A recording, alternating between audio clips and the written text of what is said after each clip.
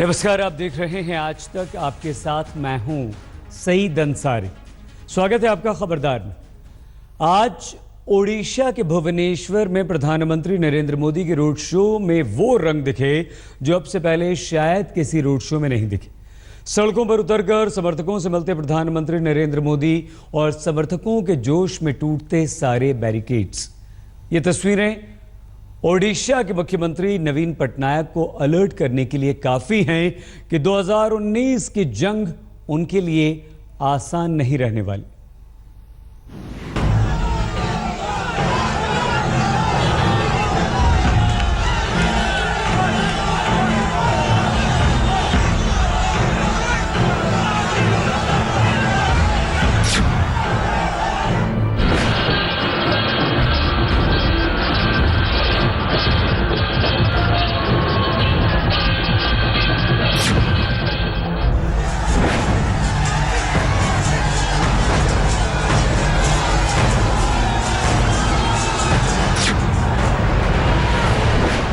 UP में मिली ऐतिहासिक विजय की चमक से गैर बीजेपी राज्यों को भी रोशन करने के लिए पीएम मोदी दोगुने जोश के साथ काम पर जुट गए हैं।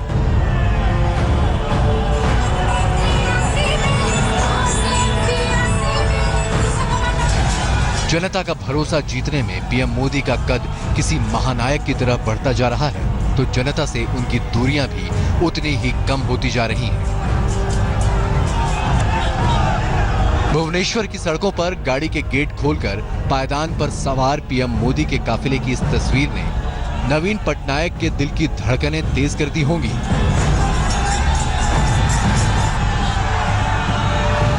तो फिर आगे की तस्वीरें उनकी रातों की नींद उड़ा देने वाली हैं।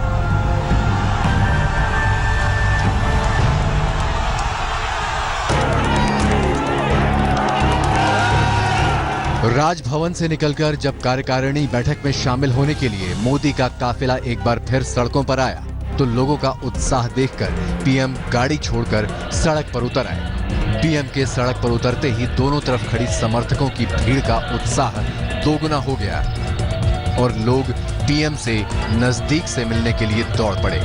कुछ देर के लिए अफरा तफरी की स्थिति बन गई और ये देखते ही पीएम सिक्योरिटी के हाथ पांव फूल गए। सुरक्षा कर्मियों ने आनन फानन में पीएम को चारों तरफ से घेर लिया और दोबारा गाड़ी में बिठा लिया। इसके बाद फिर से गाड़ी पर सवार होकर पीएम कार्यकारिणी स्थल तक पहुंचे। प्रधानमंत्री का काफिला जो है वो जादवपुर में आ गया है। आप देखिए, प्रधानमंत्री जो है वो बैठे हुए हैं कार के अंदर और अब जादवपुर में प्रधानमंत्री जो है वो उतरेंगे और लोगों से रूबरू होंगे। बिल्कुल, आप देखिए यहाँ पर उतर रहे हैं प्रधानमंत्री अपने काफिले से और बीजेपी के कार्यकर्ताओं के द्वारा जो स्वागत होना है वो किया जाएगा। यहाँ पर केंद्रीय मंत्री जुएल ओराव है, धर्मेंद्र प्रधान है, बीजेपी के तमाम कार्यकर्ता जो है वो स्वागत करते हुए प्रधानमंत्री नरेंद्र मोदी का, और नरेंद्र मोदी अपनी कार से बाहर आके लोगों का अभिनंदन करते हुए। बीजेपी की 2 दिनों की राष्ट्रीय कार्यकारिणी की बैठक के लिए ओडिशा पहुंचे पीएम मोदी के इस अंदाज के राजनीतिक मायने क्या हैं, इसकी एक झलक बीजेपी नेताओं के जोश में देख लीजिए। पूरे देश में पांव पसार रही भारतीय जनता पार्टी का उड़ीसा में भी प्रवेश अब धमाकेदार है। यही संकेत है और 8 राज्यों में जो चुनाव होंगे उसकी तैयारी की विस्तृत योजना भी बनेगी। सर, आपको लगता है कि भुवनेश्वर एक तरह से कमजोर कड़ी मानी जा रही है? नहीं, कमजोर कड़ी होती तो नगर पालिका, नगर निगम, नगर पंचायत कैसे जीतते? गांव में जीत रहे हैं। संकेत है कि अब भुवनेश्वर के नए स्वरूप को हम बनाने की तैयारी करेंगे। उड़ीसा में अब नई सरकार आई। मोदी के पूरब अभियान का पूरा विश्लेषण और दुनिया से अलग थलग अपने साम्राज्य में चैन की बंसी बजाते हुए नवीन पटनायक की बेचैनी के बैरोमीटर की नापजोख भी हम करेंगे। लेकिन इससे पहले भुवनेश्वर में दिखी इन तस्वीरों को अच्छे से देख लीजिए।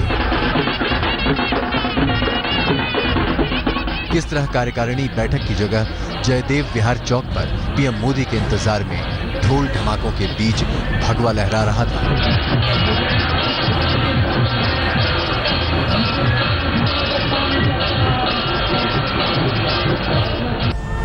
उधर भुवनेश्वर की सड़कों पर निकला पीएम मोदी का काफिला जब राजभवन पहुंचा था तो बाहर मौजूद बीजेपी की महिला कार्यकर्ताओं ने पीएम मोदी का फूलों से स्वागत किया। इसी दौरान एक महिला कार्यकर्ता ने पीएम के पैर छू लिए। अचकचाए हुए पीएम मोदी खुद झुक गए और महिलाओं के पैर छूने की मुद्रा में खड़े हो गए।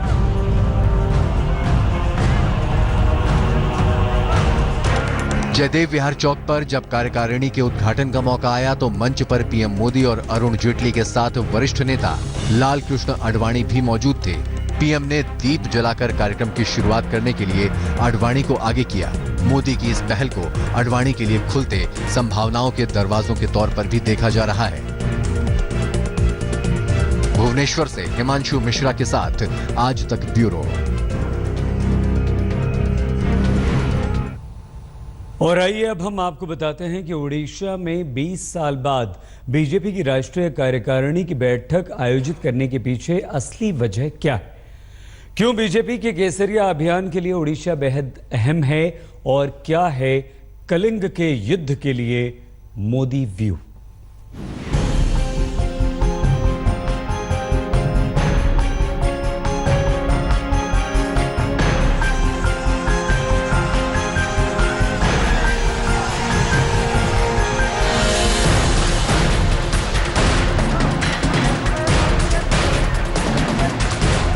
पूर्वी भारत में सत्ता की जंग में पिछले कुछ सालों से कई किले धराशायी हुए, कई मटिया मेट हो गए, लेकिन सारी सियासी उथल पुथल के बीच एक किला अब तक अभेद्य है।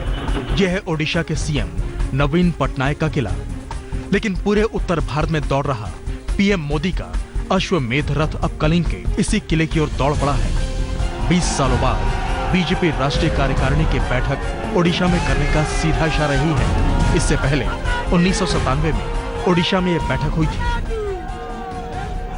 बीजेपी की इस राष्ट्रीय कार्यकारिणी को भुवनेश्वर में करने के पीछे एक कारण ये भी है कि 2019 के अंदर लोकसभा चुनाव होने हैं और साथ ही साथ उड़ीसा के अंदर विधानसभा चुनाव होने हैं और बीजेपी यहां पर अपनी खोई हुई ताकत को पाना चाहती है। इसलिए बीजेपी के तमाम वरिष्ठ नेताओं ने यह कहना शुरू कर दिया है कि जो दूसरी पार्टी के नेता प्रधानमंत्री नरेंद्र मोदी के नेतृत्व में और उनकी विचारधारा को मानते हुए अगर पार्टी में आना चाहते हैं तो उनका स्वागत है। मतलब साफ है कि इस राष्ट्रीय कार्यकारिणी के जरिए बीजेपी ने उड़ीसा के अंदर जो है अपना चुनावी बिगुल बजा दिया है। सवाल उठता है कि बीजेपी की ओडिशा में इस जबरदस्त दिलचस्पी की वजह क्या है? इसका जवाब इन आंकड़ों में छिपा है। लोकसभा और विधानसभा चुनाव में नवीन बाबू की लहर छाए रहने के बावजूद बीजेपी को 2017 के स्थानीय चुनाव के जरिए ओडिशा में नई उम्मीद दिखाई दी। 2012 में पंचायत चुनाव में महज 36 सीटें हासिल करने वाली बीजेपी ने 2017 में 306 सीटों पर कब्जा कर लिया, जबकि 2012 में 651 सीटें जीतने वाली नवीन पटनायक इस बार 460 सीटों पर सिमट गए। 2012 में दूसरे नंबर पर रही कांग्रेस देश भर में अपने प्रदर्शन की तर्ज पर यहां भी तीसरे नंबर पर आ गई है। पंचायत चुनाव में 270% बेहतर प्रदर्शन के आंकड़ों से माना जा रहा है कि ओडिशा में 2019 की जंग में बीजेपी नवीन पटनायक को सीधे टक्कर देने की स्थिति में आ गई है। अब तक जो 2009 से लेकर के आज तक जो 3 कॉर्नर्ड कॉन्टेस्ट होता रहा है, त्रिकोणीय मुकाबला, वो इस पंचायत में देखा गया कि वो सीधा टक्कर बन के रह गया बीजेडी और बीजेपी के बीच। अगर यही स्थिति बनी रही तो सीधा टक्कर बीजेपी और बीजेडी के बीच होगा और जिसका फायदा बीजेपी को मिलेगा। 2014 में ओडिशा की 21 लोकसभा सीटों में से बीजेपी सिर्फ एक सीट ही जीतने में कामयाब रही थी, लेकिन 2014 के बाद बदले सियासी मंजर में ये बात बेहद पुरानी सी हो चली है। बीजेपी नेताओं को भरोसा है कि पीएम मोदी की अगुवाई में कलिंग भी फतेह होकर रहेगा। तो ये माना जाए कि 2019 के अंदर बीजेपी की सरकार बन जाएगी। निश्चित मेरे को लग रहा है। हम उड़ीसा का मूड ऐसा कभी देखा नहीं था। आज से 30 साल राजनीति में है, पॉलिटिक्स में, विधायक से लेकर आज सांसद मंत्री तक इतना भीड़ और इतना जन सैलाब हमने देखा नहीं। ओडिशा में बीजेपी की सियासत से जुड़े कुछ दिलचस्प आंकड़े भी हैं। जब तक बीजेपी के साथ नवीन पटनायक ने गठबंधन बनाए रखा, तब तक बीजेपी की सेहत भी अच्छी रही। जैसे ही बीजेडी का साथ छूटा, बीजेपी के बुरे दिन आ गए। बीजेपी 2000 में 63 सीटों पर लड़कर 38 सीटों पर जीती। 2004 में 63 सीटों पर लड़कर 32 सीटों पर जीती। 2009 में 145 सीटों पर लड़कर 6 सीटें जीती, 93 पर जमानत जब्त। 2014 में 147 सीटों पर लड़कर 10 सीटें जीती, 77 पर जमानत जब्त। लेकिन 2019 के जंग के लिए बीजेपी अपने पुराने साथी नवीन पटनायक पर कोई रहम करने के मूड में नहीं है। पटनायक राज के 17 सालों की एक एक पखिया 2 दिनों की कार्यकारिणी के दौरान उधेड़ दिए जाने की पूरी तैयारी कर ली गई है। देखिए, उड़ीसा में हम विकास को लेकर लड़ेंगे। आज अध्यक्ष जी ने अपने भाषण में बड़े स्पष्टतः कहा और आंकड़ों के सहारे कहा कि 17 वर्ष की सरकार रहने के बाद मूलभूत आवश्यकताएं जो उड़ीसा की है वो पूरी नहीं हो पाई है। 41% से अधिक लोग आज गरीबी रेखा से नीचे उड़ीसा में रह रहे हैं। 48% लोगों को शुद्ध पेयजल आज तक प्राप्त नहीं हो पाया है। बिजली अभी तक लगभग 40% से अधिक गाँव में सुचारू रूप से नहीं पहुँच पाई है। हिंदुस्तान में तेजी से कद बढ़ाते भगवा झंडे के रास्ते में अब चंद दीवारें ही रह गई हैं। ओडिशा में अगर कामयाबी मिली तो पूरब के बाकी राज्यों जैसे बंगाल और बिहार में भी बीजेपी को नए सिरे से जंग लड़ने की ताकत मिलेगी। जिस प्रकार पूर्वोत्तर के राज्य हैं, पूर्वोत्तर के राज्य के विषय में बड़ा स्पष्ट रहा था कि असम से गेट खुला है, मणिपुर में हमने अपना प्रथम कदम रखा है, अरुणाचल में आज हमारी सरकार है, बाकी अभी त्रिपुरा इत्यादि जगह इलेक्शन होने हैं, इलेक्शन के नतीजे हमारे फेवर में आएंगे और बंगाल में भी हम सरकार बनाएंगे। नवीन बाबू के 2 दशकों के राज को लेकर बढ़ते असंतोष की एक झलक स्थानीय चुनाव में दिखी तो बीजेपी इस मौके को पूरी तरह भुना लेना चाहती है। बीजेपी के पास मौका भी है और दस्तूर भी। प्रधानमंत्री नरेंद्र मोदी जो है भुवनेश्वर के में जो लिंगराज मंदिर है उसमें दर्शन करने आएंगे। सुबह 9 बजे प्रधानमंत्री नरेंद्र मोदी जो है वो लगभग 10 से 15 मिनट जो है इस मंदिर परिसर में रहेंगे और फिर दर्शन करने के बाद जो है एक पूरी परिक्रमा जो करेंगे और उसके बाद नंदी भगवान के दर्शन करने और आशीर्वाद लेने के बाद ही लिंगराज मंदिर से विदा होंगे। कैमरामैन राजीव श्रीवास्तव के साथ हिमांशु मिश्रा, भुवनेश्वर, आज तक।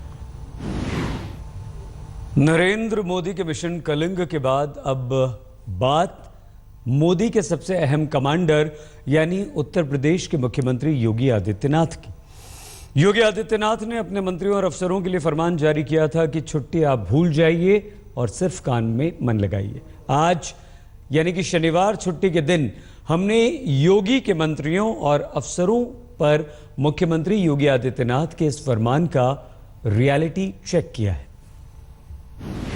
सरकार संभालते ही मुख्यमंत्री योगी आदित्यनाथ ने अपने सहयोगियों को योगी मंत्र पढ़ाए। जी हाँ, कि किस तरह से आप अपने विभाग चलाएं। उसमें यह भी था कि आप छुट्टियां कुछ समय के लिए भूल जाइए क्योंकि जनता की काफी उम्मीदें जुड़ी हैं।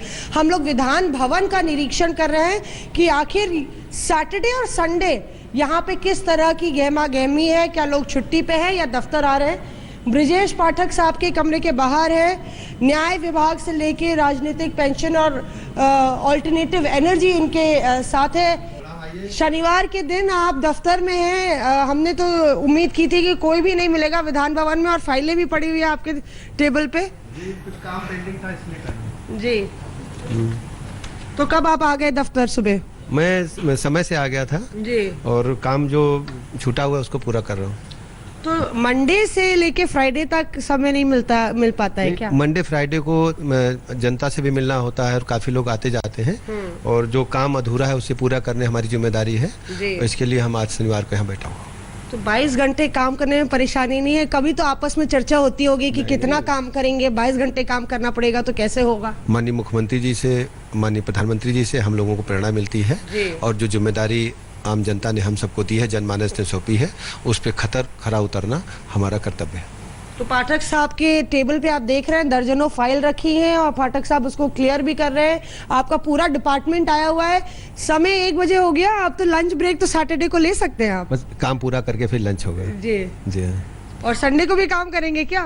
काम पेंडिंग होगा तो उसको पूरा करेंगे। संडे मंडे कुछ नहीं, काम करना है तो काम करना है। योगी जी ने जो मंत्र आप अपने सहयोगियों को दिए शुरू से लेके अब तक, तो उसमें एक चीज ये भी थी कि भाई छुट्टियां भूल जाइए, आप सैटरडे संडे भी काम कीजिए, कुछ दिन के लिए जिस तरह का जनादेश मिला है अवकाश भी भूल जाइए। हाँ, माननीय मुख्यमंत्री जी ने हम लोगों को निर्देश दिए हैं कि पूरी तरह से पहले काम को पूरा करना है, उसके बाद छुट्टी के लिए सोचना है। अभी छुट्टी की कोई आवश्यकता नहीं है, क्योंकि विगत 5 सालों में प्रदेश की जनता ने बहुत कष्ट सहा है और उसको हम लोगों को संज्ञान में लिया है माननीय मुख्यमंत्री जी ने। जब तक जनता सुखी नहीं रहेगी तब तक सरकार चैन से नहीं बैठेगी। सभी विभागों में बहुत तेजी के साथ काम हो रहा है। तो भैया आप सुबह से ड्यूटी बजा रहे हैं? हाँ मैम, हम लोग सुबह 8:30 बजे आ जाते हैं और रात के 12 बजे तक वर्किंग में रहते हैं। माननीय मंत्री जी की जो ऊर्जा है उससे हम लोगों को बहुत बल मिला है, बड़ी एनर्जी, गॉड गिफ्टेड हैं हमारे माननीय मंत्री जी, और हम लोग उनके साथ कंधे से कंधा मिला के वर्क कर रहे हैं, प्रदेश हित देश हित सर्वोपरि मानते हुए। रीटा जी, हम सरप्राइज इंस्पेक्शन कर रहे हैं, एक कह दीजिए तो औचक निरीक्षण कि विधान भवन में कौन कौन मंत्री जो है वो ड्यूटी पे आए, क्योंकि योगी जी ने भी बोला है कि थोड़े दिन के लिए छुट्टियां भूल जाइए। आप हमें बोल रही हैं, मुझे लगता है कि आप कभी विश्राम नहीं करती है। नहीं, देखिए ज़रूरी है, आजकल तो जब यहाँ पर एक्टिविटी कम होती है इस भवन में, नॉर्मली तो बहुत विजिटर्स होते हैं जो अंदर आते हैं, they don't let you work.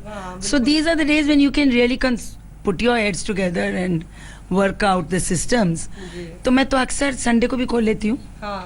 तो इसलिए कर अभी यहाँ से जाऊँगी पर्यटन विभाग में। वहाँ भी मेरा भी 1 घंटे का है इसके बाद। तो you are a surprise inspector. अभी हम लोग कर रहे हैं परिवार कल्याण का, विच इज़ द सबसे इम्पोर्टेंट डिपार्टमेंट है, बिकॉज जितनी NHM की स्कीम्स हैं सब इसी के अंडर आती हैं, और डायरेक्टरेट से भी लोग आए हुए हैं जो कि विमेंस एम्पावरमेंट मिशन के लोग हैं। तो हम लोग सब मिलकर भी आर पुटिंग हेड्स टुगेदर कि हम 100 दिन में क्या करेंगे, तो हम साल में क्या करेंगे, 100 दिन में क्या करेंगे, और हम साल में क्या करेंगे, 5 साल में क्या करेंगे, क्या शॉर्टकमिंग्स हैं उनको कैसे दूर करेंगे, ट्रांसपेरेंसी कैसे लाएंगे। तो we are just working on that. तो एक दूसरे से बात कर रहे हैं। तो शनिवार को पहले भी काम किए हैं चाचा आप? नहीं, क्यों नहीं, रोज करते हैं। आजकल छुट्टियां कहाँ मिल रही है हम लोगों को। अच्छा। नहीं, मैं पूछूं, पहली सरकारें थी तब उसमें काम करते थे, ड्यूटी बजाते थे शनिवार? नहीं, कभी कभी तो अगर टूर में बाहर चले गए तो तब तो ठीक है, नहीं तो बंद रहता था। बंद रहता था। और जब से ये सरकार आई है तब से कितने दिन आप आए हैं दफ्तर? अरे रोज ही आ रहे हैं, 1 दिन छुट्टी नहीं है। 1 दिन छुट्टी नहीं है। ड्यूटी पे आज सैटरडे है सर, शनिवार को ड्यूटी पे कैसे? शनिवार और ड्यूटी की बात नहीं है, और हम लोग सरकार में मंत्री हैं और हम लोगों की जिम्मेदारी है कि प्रदेश में कभी भी कोई भी काम हो तो हम लोग हर समय उसके लिए तत्पर हों। और जो सरकार होती है, सरकार न सोती है न बैठती है। सरकार को न सोना चाहिए न बैठना चाहिए। तो हम लोग काम कर रहे हैं और काम करते हैं। जनता की तमाम समस्याएं होती हैं, क्षेत्र से जहाँ से हम चुनाव जीत करके आए हैं वहाँ से पब्लिक आती है। उत्तर प्रदेश सरकार में मंत्री हैं तो पूरे प्रदेश के लोग आते हैं। तो ऑफिस आए हैं, जो जो जरूरी काम कल रह गए थे निपटाने को वो सब निपटा रहे हैं। तो ये थे नंदी जी जो बता रहे थे कि मुख्यमंत्री से उनको ऊर्जा मिल रही है, प्रेरणा मिल रही है, और लगातार जो उनके दफ्तर के लोग भी हैं, जो सपोर्ट सिस्टम होता है वो भी सक्रिय है पूरी तरह से। उनके दफ्तर में लोग आए हुए हैं, सारे कर्मचारी, आला अधिकारी विभाग के वो मौजूद हैं, और लगातार जो है बैक टू बैक काम करने का सिलसिला जारी है। ये थी हमारी ग्राउंड रिपोर्ट विधान भवन से आज तक के लिए। कैमरा पर्सन संजय सिंह के साथ मौसमी सिंह, लखनऊ आज तक। उत्तर प्रदेश की राजनीति नई करवट ले रही है। मोदी के सुनामी में उजड़े विरोधी दल अब मिलीजुली ताकत से बीजेपी का सामना करने की रणनीति बना रहे हैं। कल तक एक दूसरे पर जहर उगलने वाले नेता मोदी योगी के खिलाफ अब हाथ मिलाने को तैयार खड़े हैं।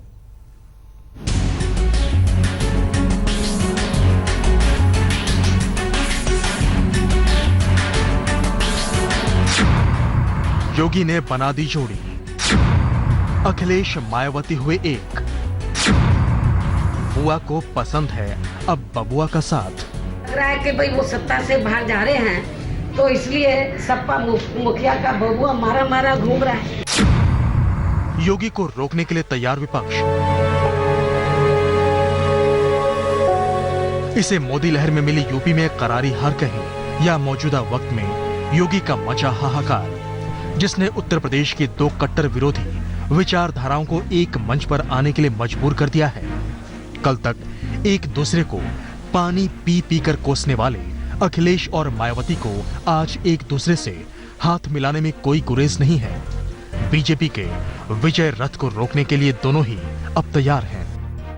अपने देश के लोकतंत्र को बचाने के लिए बीजेपी व ईवीएम की गड़बड़ी के विरुद्ध किए जा रहे संघर्ष में यदि बीजेपी विरोधी पार्टियां भी हमारे साथ आना चाहेंगी तो उनके साथ भी अब हमें हाथ मिलाने में कोई परहेज नहीं होगा। देखिए, मैं तो ये कहूंगा, झूठ के खिलाफ जिस तरह का झूठ देश में फैलाया जा रहा है, जिस तरीके से उत्तर प्रदेश की धोखे में सरकार बना ली, कोई न कोई इस तरह का रास्ता खुलना चाहिए राजनीतिक, और बड़ा चाहे हो, कोई न कोई ऐसा गठबंधन हो, रास्ता निकले।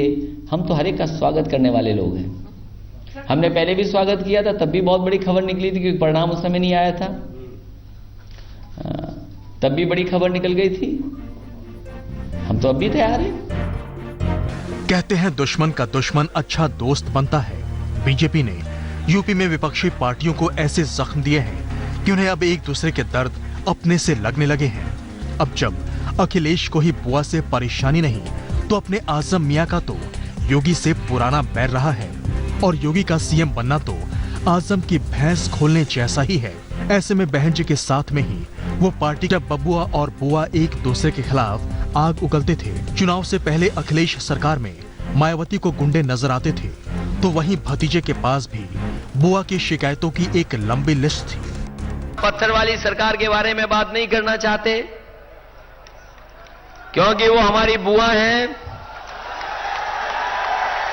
लेकिन बुआ से भी सावधान रहना। बुआ से इसलिए सावधान रहना, इन्होंने 2-3 बार रक्षाबंधन मनाया है और पता नहीं कौन सा रक्षाबंधन फिर मनाने लगे। लग रहा है कि भाई वो सत्ता से बाहर जा रहे हैं, तो इसलिए सपा मुखिया का बबुआ मारा घूम रहा है। पहले मुखिया घूम रहा था कि उन्होंने रजत जयंती पर मेरे ख्याल तो जितनी भी बहुत जो पार्टियां थी उनके वो दरवाजे गया, जो सपा मुखिया है के गठबंधन के लिए। लेकिन रजत जयंती के मौके पर जब देखा कि वहां पर तो इनका परिवार ही आपस में लड़ रहा है, तो वो सब भागे।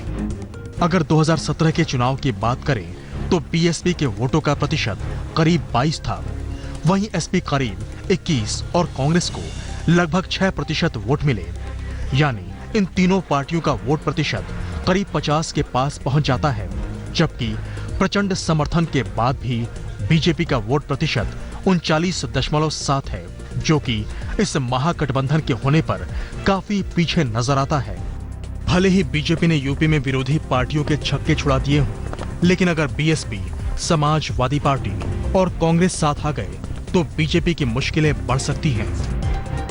आज तक ब्यूरो। स्वागत है एक बार फिर से आपका खबरदार में। और खबरदार में अब हम कश्मीर में पत्थरबाज को ढाल बनाने वाले वीडियो के राजनीतिक असर का पूरा विश्लेषण करेंगे। कश्मीर की राजनीतिक पार्टियां इस एक वीडियो के आधार पर हमारी सेना को अमानवीय बताने पर तुली हुई हैं। सेना की छवि खराब करने के इस ताज़ा अभियान के अगुवा हैं फारूक अब्दुल्ला, जिन्हें आज लोकसभा के उपचुनाव में जीतने का मौका मिला, लेकिन चुनाव से ठीक पहले उनके दिल से पत्थरबाजों के लिए जैसी सहानुभूति उमड़ी, उससे लगता तो यही है कि वो सहानुभूति प्रायोजित थी और चुनाव जीतने के लिए ही थी।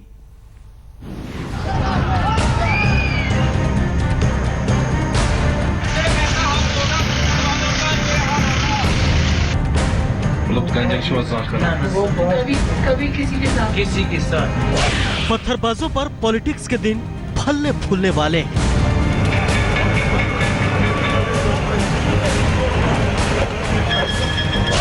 पत्थरबाजों पर अब्दुल्ला फैमिली की सहानुभूति देखी। मुफ्ती राज में कश्मीर को पत्थरबाजों से मुक्ति मिलेगी।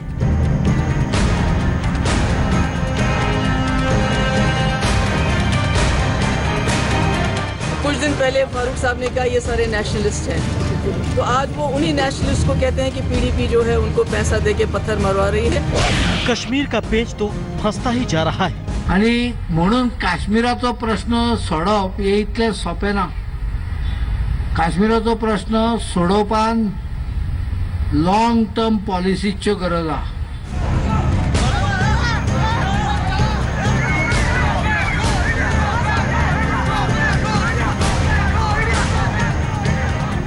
आतंकवाद ग्रस्त कश्मीर के राह भटके पत्थरबाजों की बदमाशियों को धैर्य से बर्दाश्त करने वाली हमारी सेना पर सवाल उठ रहे हैं।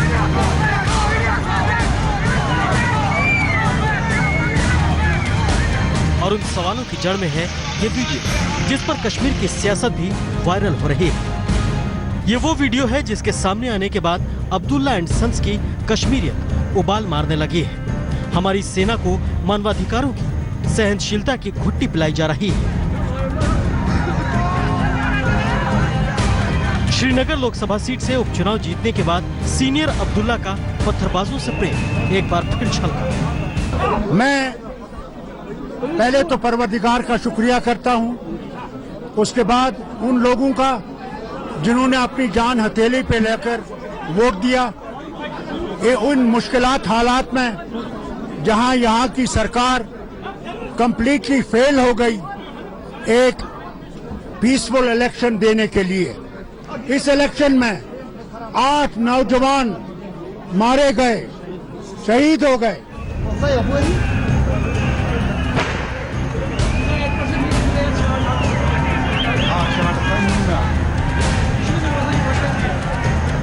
पत्थरबाजी पर कश्मीर में हो रही सियासत के इस नए अध्याय का विश्लेषण भी हम आपको बताएंगे, लेकिन पहले इस वायरल होते वीडियो का सच दिखाते हैं। आज तक इस वीडियो में दिख रहे शख्स तक पहुंच पाया और इसकी जुबानी इस वीडियो का सच जानने की कोशिश की। कभी किसी के साथ में केस वेस तो कुंजा कम खतरा स्टोन पेल्टिंग कुंजा ना कहीं नहीं किया में हम केस ऐसे में खुदा से मत सुन तो इंसान ना कैसे में। आप जान गए होंगे इस शख्स का नाम है फारूक अहमद डार, जो कि जम्मू कश्मीर के बडगाम जिले में खाक तहसील के सीताहरण गांव का रहने वाला है। कैमरे के सामने इस शख्स ने जो कहा हम आपको हूबहू सुना रहे हैं।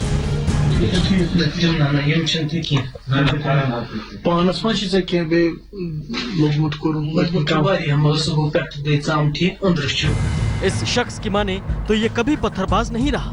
इसका पत्थरबाजी से दूर दूर तक कोई लेना देना नहीं। इस शख्स ने जो पूरी कहानी बताई वो यूं है कि ये शोक सभा अटेंड करने के बाद घर लौट रहा था, तभी सेना के जवानों ने इसे उठा लिया।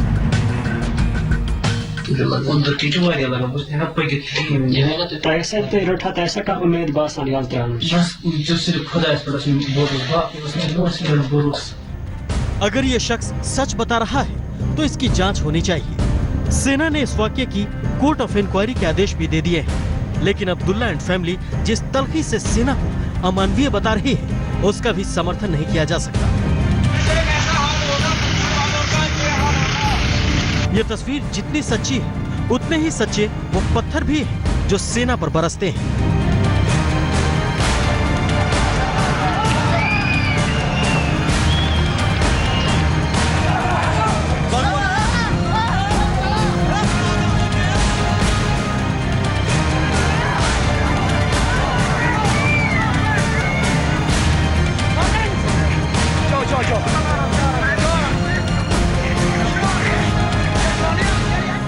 ये उसी 9 अप्रैल की तस्वीरें हैं जब पत्थरबाजी हो रही थी और पत्थरबाजों से सैनिकों को बचाने में ये युवा सेना के जवानों की मदद कर रहे हैं। मतलब साफ है कि कश्मीर में बहुत से ऐसे युवा हैं जिन्हें पत्थरबाजों से कोई वास्ता नहीं। वो अमन से रहना चाहते हैं और उनके लिए सेना दुश्मन नहीं, हमदर्द हम सफर है। फिर अब्दुल्ला एंड अब्दुल्ला का ये सेना विलाप कहां तक उचित है? अशरफ वानी, श्रीनगर, आज तक। अब सवाल यह है कि पत्थरबाजों से अपनेपन के प्रदर्शन से किसका भला होगा? कम से कम कश्मीर और हिंदुस्तान का तो भला नहीं ही होगा। कश्मीर के पत्थरबाजों को पाकिस्तान से पैसा और समर्थन दोनों मिलता है। पत्थरबाजों की पीठ थपथपाकर कश्मीर के नेता पाकिस्तान की ही मदद कर रहे हैं और इसलिए उनके राजनीतिक विलाप पर सवाल उठाए जाने चाहिए।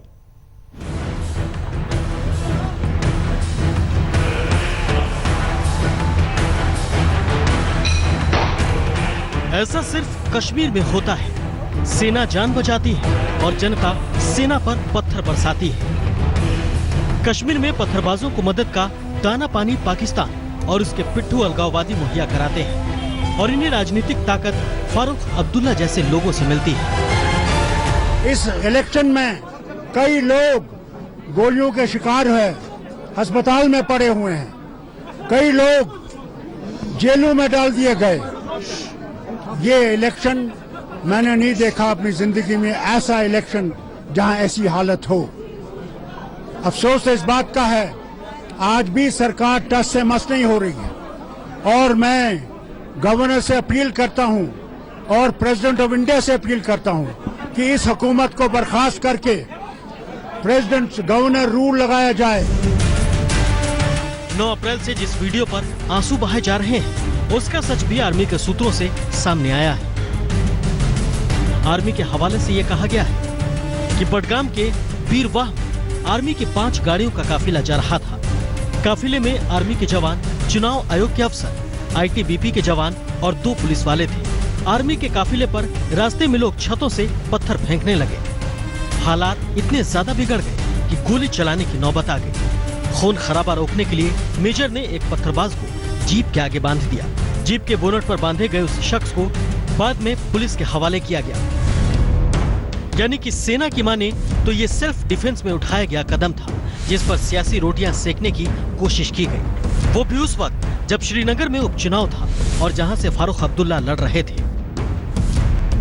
इस वीडियो पर त्योरियां चढ़ाने वाले हैं तो ऐसे भी हैं जो सेना को शाबाशी का पैगाम भेज रहे हैं। यहां तक कह रहे हैं कि सेना को इनाम मिलना चाहिए। कश्मीर के हालात जितने पेचीदा हैं, सेना की मुश्किलें भी उतनी ही पेचीदा हैं, क्योंकि यहाँ जंग प्रत्यक्ष और परोक्ष दोनों है। सेना आतंकियों से तो लड़ सकती है, लेकिन जब आतंकियों को बचाने पत्थरबाज उतर आए तो उन पर गोलियां चलाना आसान नहीं होता।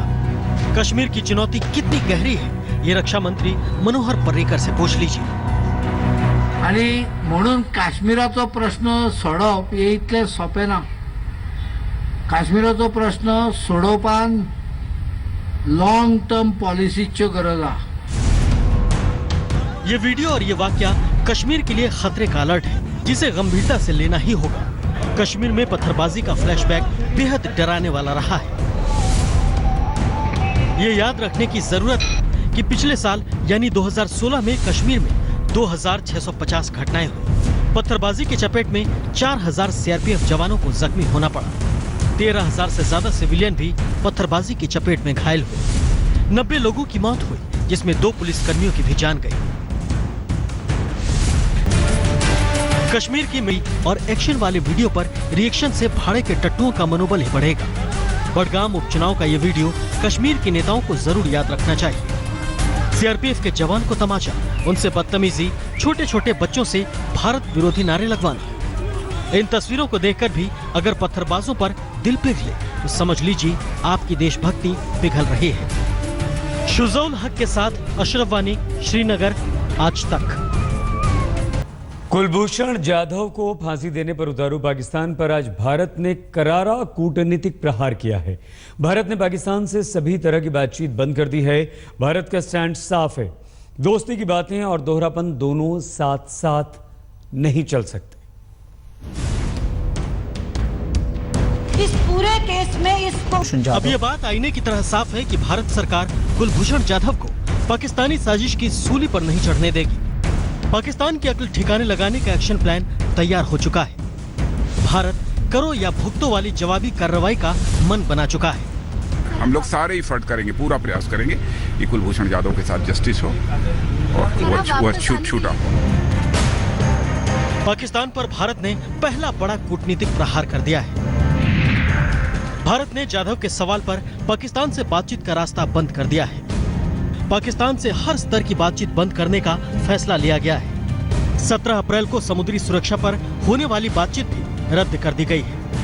Bharat Pakistan maritime security agency के प्रतिनिधिमंडल की मेजबानी भी नहीं करेगा। एजेंसी का डेलीगेशन 16 अप्रैल को दिल्ली आने वाला था। 19 अप्रैल तक बैठक होने वाली थी। इन बैठकों में मछुआरों के सर्च रेस्क्यू ऑपरेशन पर चर्चा होनी थी, लेकिन डिफेंस मिनिस्ट्री ने पाक डेलीगेशन को भारत आने की परमिशन नहीं दी। और भारत ने बहुत साफ शब्दों में कहा है कि उनको कहना कि वो जासूस थे, ये काल्पनिक बात है। कोई जासूस अपना पासपोर्ट लेके किसी देश में नहीं जाता है। अब बाकी आगे हम देख रहे हैं कि क्या कार्रवाई होती है, क्या कार्रवाई नहीं होती है। भारत अपने हितों की रक्षा करना जानता है और we will take all actions that are necessary. Bhushan Jadhav को काउंसलर एक्सेस मिलना चाहिए। उसके खिलाफ चार्जशीट की कॉपी और फांसी के फैसले की कॉपी भारत को दी जाए, लेकिन पाकिस्तान पैंतरेबाजी कर रहा है। पाकिस्तान पीओके से 3 लोगों को पकड़कर रॉ को घेरे में खड़ा करने की नौटंकी कर रहा है। पाकिस्तान ने 3 संदिग्धों की मीडिया के सामने परेड कराकर नापाक खेल जारी रखा है। पाकिस्तान का दावा है कि तीनों संदिग्ध रॉ के लिए काम करते थे और पीओके में आतंकी गतिविधियों में लिप्त थे। इन पर पाकिस्तान के पुलिस स्टेशन पर बमबारी का आरोप लगाया गया है। पाकिस्तान का दावा है कि एक आरोपी ने माना है कि वो 15 बार एलओसी क्रॉस कर पाकिस्तान में घुसा। आरोपी के पाकिस्तान के महत्वपूर्ण ठिकानों की तस्वीरें बरामद होने का दावा भी किया गया है। पाकिस्तान की हुकूमत, सेना, security agency, media, diplomatic force सबके सब कुलभूषण के खिलाफ हाथ धोकर पीछे पड़े हैं। पाकिस्तान का एक लॉ है, उसको फॉलो करना है। जब तक कि वो लॉ अमेंड नहीं होता है, अगर फांसी की सज़ा ख़त्म हो जाती है हमारे लॉ से, फिर नहीं होगी। लेकिन एक अगर वो बिलावल भुट्टो ने कह दिया, भाई उसने क्यों कहा, उसको क्या, वो कोई पाकिस्तान का चीफ जस्टिस लगा हुआ है, फिर उसने क्यों कहा ये हो, वो अपनी व्यू दे रहा है, अपनी एक व्यू दे रहा है। लेकिन पाकिस्तान के कानून में कैपिटल पनिशमेंट है और उसके मुताबिक उसे सज़ा मिली हुई है, तो उसमें मैं क्यों कहूँगा कि ये गलत है। वो पाकिस्तान के कानून के मुताबिक है और पाकिस्तान का कानून ठीक है बिल्कुल। दुनिया में कई जगह सजाएं होती है, ये सजाएं मौत। पाकिस्तान की यह पुरानी फितरत है, लेकिन हम इससे निपटना अच्छी तरह जानते हैं। पाकिस्तान जिस राह पर है वो उसके भविष्य के लिए अच्छे संकेत नहीं है। आज तक ब्यूरो। हम आपको ये बता दें कि सबसे तेज खबरों के लिए आप लॉग ऑन कीजिए मोबाइल साइट www.aajtak.in पर और देखिए सबसे पहले सबसे तेज खबरें। खबरदार में अभी के लिए बस इतना ही। अपना ख्याल रखिएगा, देखते रहिए आज।